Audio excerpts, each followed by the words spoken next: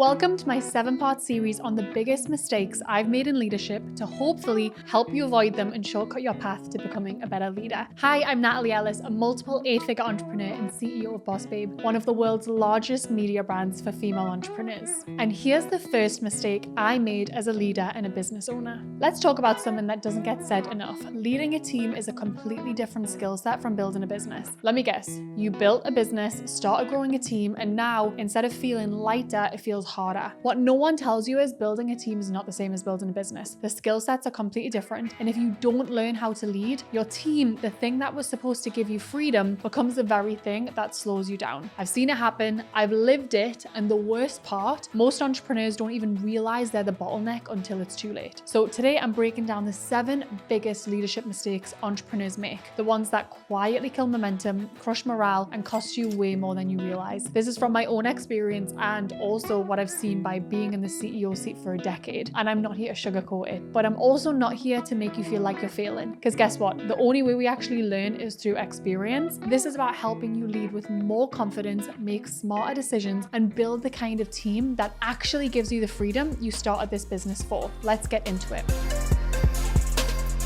Let's start with a mistake I see all the time, and honestly, I've made it myself more times than I want to even admit. You've got someone on your team who's loyal, they work hard, they've been with you since the early days, and you want to see them grow. So what do? You promote them. You give them the new title, the salary bump, and maybe even more responsibility, hoping that they'll rise to the occasion. And listen, I get it. As a founder, there's nothing better than seeing someone you've invested in step into a bigger role. You want to reward their potential. But here's the hard truth. Potential doesn't always equal readiness. And when you promote someone before they've actually proven they can perform at that next level, it's not a strategic decision and it's an emotional one. And that's where the problems start, because now you've created a gap between expectations and reality. If they struggle, and a lot of people do, you're stuck. Demoting them feels like a punishment. Keeping them there creates resentment, both for them and the rest of your team who sees the gap. And here's what most people miss. Your A players, the ones you actually want to keep long term, don't want handouts. They thrive on earning their success. They want to know they're in the role because they deserve it, not because you're being nice or felt obligated. The minute you skip that, you risk undermining their confidence, their motivation, and the culture you're trying to build. So what should you do instead? First, create a test period. Before making anything official, give them stretch projects, assign them leadership tasks, see how they can operate when the stakes are a lot higher. Do they take ownership? Do they problem solve? Do they inspire confidence in the rest of the team? Because that is what you're promoting, not just their loyalty or tenure. Second, get crystal clear on what success looks like in the role. Like, actually write it down. What specific outcomes would prove to you that they are ready? What metrics, what projects, what leadership behaviors? Because if they don't know what winning looks like, how can they ever hit that target? And third, use performance-based incentives instead of upfront raises. Make the raise the reward, not the gamble. Tie it to clear milestones. When you hit XYZ, that's when the role and raise becomes official. And finally, have the conversation. Don't make it a surprise or a guessing game. Say it directly. I see you in this role, and I believe you have what it takes, and I want to set you up to win. So let's define success together. And when you hit those targets, the role and the raise are yours. That one shift can change everything. It can create a culture where promotions are earned, not gifted, and where your team knows exactly what it takes to grow. And the best part, when they do step into that role, they're ready, they're confident, and you're not crossing your fingers. You're rewarding performance that's already happening. That is how you build leaders, not just fill seats. Let's move to the next one. So if there's one leadership lesson that's changed everything, it's this. The conversations you avoid are usually the exact ones that would change everything. But for most of us, we convince ourselves it's better to wait. Maybe if we give it a little more time, things will magically get better. Maybe they'll notice they're dropping the ball and fix it on their own. But the truth is, they rarely do.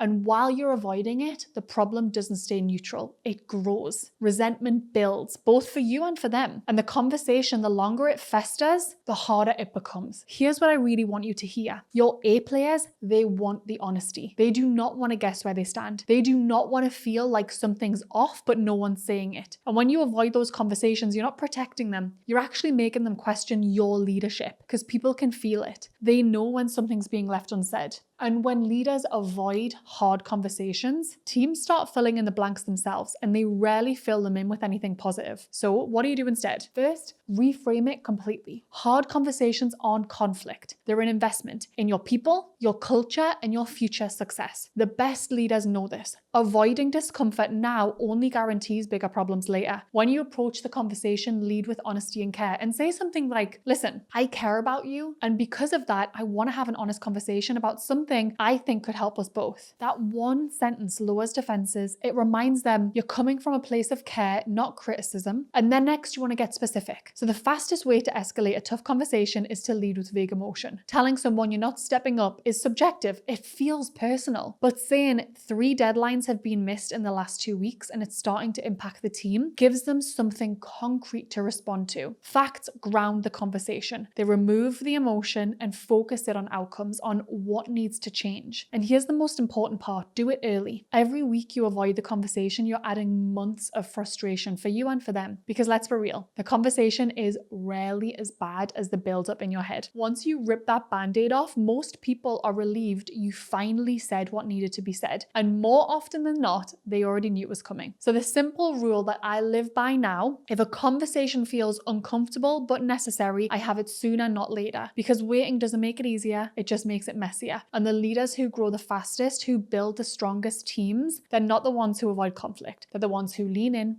have the hard conversations early, and move forward with clarity. Let's jump into the next mistake. One of the hardest parts of leadership is balancing trust with accountability, because if you're like most entrepreneurs, you want to believe the best in people. You want to create a culture where your team feels empowered, trusted, and respected. But here's where a lot of leaders, myself included, go wrong. We confuse being nice with being naive. We assume everyone is as aligned and bought in as we are, and that's where things start to break down. Here's what this looks like in real life. You delegate delivering a tough message to someone else on your team, maybe because you don't have capacity, or maybe you're really trying to promote leadership in the person you're delegating it to. But what happens next is where the real damage is done. That person either softens the message, misrepresents it, or worse, throws you under the bus. This wasn't my decision. I don't agree with it, but it's what leadership wants. And just like that, you've created 2 problems. 1, your team starts losing trust in you. They don't know what's real, what's being filtered, or where you actually stand. And 2, you've accidentally handed influence to the wrong person. The team starts looking to them for answers because they've positioned themselves as the approachable one, while you become the invisible decision maker in the background. And that is a dangerous dynamic to play out. So what's the fix? It's simple, but it takes discipline. Deliver hard news yourself. Leadership is not something you can delegate. It is on you to communicate directly, especially when the message is tough. And from day 1, you've got to create a culture of transparency. Your team should know if they have a question, if they're confused, if something doesn't sit right, they come to you. Not through back channels, not through whispers or middlemen. And if you ever catch misalignment, if you hear that someone on your team is misrepresenting your decision or your leadership, you address it immediately. No waiting, no hoping it resolves itself. You pull them aside and say, we aligned on this. If there's a concern, you bring it to me directly before it gets communicated. We are on the same team and our alignment is non-negotiable, because that's what this is really about. Trust is earned, but alignment is required. You cannot afford to have people on your team playing both sides. It erodes trust, it creates silos, and ultimately it puts you right back in the bottleneck. The best teams operate with clear communication, full transparency, and absolute alignment at every level. And that starts with you modeling it every single day. Now, this next one hits home for a lot of founders, especially if you're used to being the person who gets things done. One of the fastest ways to burn out as a founder is falling into what I call the fixer trap. It happens when you jump in every single time there's a problem because it feels easier, it feels faster, and honestly, it feels good. You solve the problem, you feel useful, and for a moment you feel like the hero. But here's the problem. Every time you swoop in to fix something, you're training your team not to think for themselves. You're unintentionally reinforcing this unspoken rule. If it gets hard, just wait, the boss will handle it. And what happens next is predictable. You become the bottleneck. Your team stops coming to you with solutions and starts coming to you with problems. They stop growing because you've never given them the space or the expectation to solve things on their own. And then you're stuck in the weeds, spending your days putting out fires instead of driving the business forward. This is exactly how founders end up feeling like employees inside their own companies. You're working harder than everyone else, but the business isn't growing because you are the system. And the system breaks the second you step away. So what do you do instead? You coach, you don't fix. The next time someone comes to you with a problem,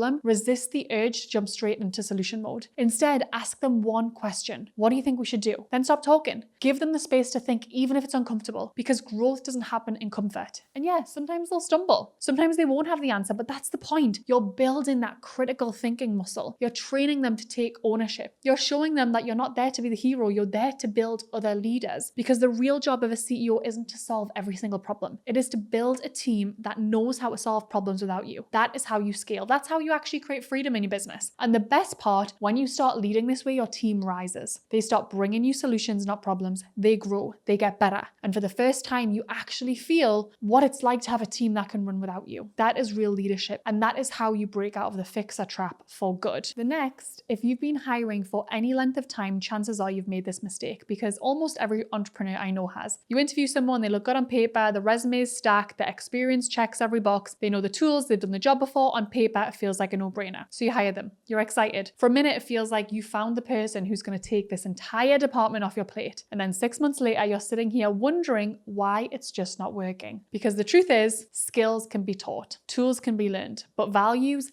are baked in. You can't train someone to care about the mission. You can't teach someone to take ownership or to genuinely collaborate with the team. And by the time you realize it's a culture misalignment, it's already costing you. That's why the shift here is so important. Hire for alignment first, skill second. Now, that doesn't mean you ignore skills. Of course it doesn't. But what it does mean is it matters more how someone shows up. Do they take ownership? Are they adaptable? Do they see the bigger picture? Or are they just checking boxes? The way you figure that out is by changing how you interview. Don't just walk through their resume or ask about technical skills. Those are easy. Instead, test for the things that actually make someone successful in your company. Ask, tell me about a time you solved a problem without being asked, or walk me through a moment where you disagreed with leadership. How did you handle it? These answers are going to tell you so much more than a certification or software knowledge will. And here's the part that took me a while to trust. If your gut is telling you they're not a fit, listen. Every time I've ignored that little voice because I was too excited about someone's skills, it came back to bite me. Every single time. Because here's what I've learned. Skill gaps can be closed, but culture gaps, they only get wider. And the longer you wait to fix it, the more damage it does. Hiring the right person isn't about finding the smartest resume in the pile. It's about finding the person who will thrive inside the way you run your company. That's what keeps your culture strong. That's what creates a team that moves fast, solves problems, and actually cares about the mission. And that's the kind of team that builds businesses without you carrying the whole thing on your back. This next one is sneakier than most people realize, but it shows up everywhere. And it's one of the biggest reasons teams underperform. Your team often isn't failing because they're lazy or unmotivated. More often than not, they're failing because they don't actually know what success looks like. As founders, we assume it's obvious. We think, of course they know what good looks like. Why else would I have hired them? But the reality is what's obvious in your head is not obvious to your team, especially when you're moving fast. Priorities shift and people are working remotely or in creative roles where the outcome isn't black and white. And when people don't know what winning looks like, two things happen. Either they spin their wheels trying to guess, or they freeze because they're afraid to get it wrong. Either way, you're losing momentum. The fix here is actually quite simple, but it takes intentionality. You have to define success at every level. What does winning look like in this role in the next 30 days, 60 days, 90 days? What outcomes would tell both of us, yes, you're on track? Yes, you're crushing it. And this isn't just about big revenue goals or team KPIs. It's about getting specific with each person's role. For example, if your managing social media is winning, hitting engagement targets, growing the audience by a certain percentage, driving X number of leads, because if the only direction they get is grow the account, you're leaving way too much for interpretation. So the clearer you get, the faster your team will move, because now they're not guessing. They know what matters. They know what great looks like, and they know exactly what they're working toward. And here's the part most leaders miss. You don't define this once and then walk away. You revisit really often. Priorities shift. The business evolves. Your team deserves to know what success looks like at each stage. When people know what winning looks like, they show up differently. They take ownership. They get creative. They push for results because they know where the target is. But if you don't define it, don't be surprised when they miss it, because you can't hold people accountable to expectations you never set. So define it, measure it, talk about it. That's how you build a team that knows how to win and actually wants to. This is one of the easiest traps to fall into as a leader, especially when your business starts growing and things feel chaotic. You see people busy, Slack is buzzing, there's a million tasks in motion, and it feels like progress. But here's the reality. Just because someone's busy doesn't mean they're driving the business forward. And if you're not careful, you start rewarding the wrong thing. You start rewarding the person who looks the busiest, the one who's always on, always in meetings, always talking about how much they got going on, instead of the person quietly moving the needle where it matters. And here's when that dynamic sets in. You promote the wrong people. You start elevating the ones who seem the most essential, but in reality, they're just the loudest or the most reactive. You lose sight of what's really driving impact, because when everyone's running around busy, it's hard to tell what's actually working. And worst of all, your team starts performing for optics instead of outcomes.